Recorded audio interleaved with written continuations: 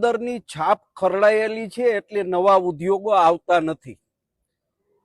મારે મનસુખભાઈ માંડવિયાને મીડિયાના માધ્યમથી કહેવું છે કે ગુજરાતની અંદર છેલ્લા 35 વર્ષથી અને કેન્દ્રની અંદર છેલ્લા 10 વર્ષથી તમારું શાસન છે. ગુજરાતમાંથી ગુંડાગીરી નાબૂદ થયાની તમે વાત કરો છો અને તમે જ સ્ટેજ ઉપરથી સ્વીકારો છો કે પોરબંદરની છાપ ખરડાયેલી છે.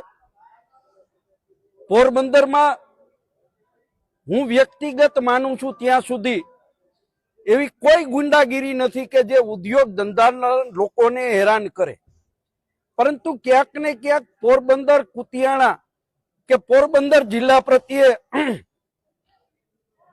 આ લોકોનું ઓરમાયું વર્તન હોય એવું સ્પષ્ટપણે લાગી રહ્યું છે.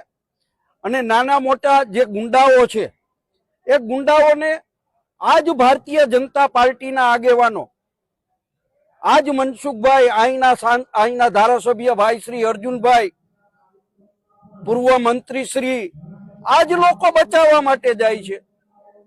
પોરબંદરની જનતાના આંખે પાટા બાંધવાનું કામ મનસુખભાઈ માંડવિયાએ નિવેદન દ્વારા કર્યું છે. પોરબંદરની જનતાનું હિત નથી ઈચ્છતા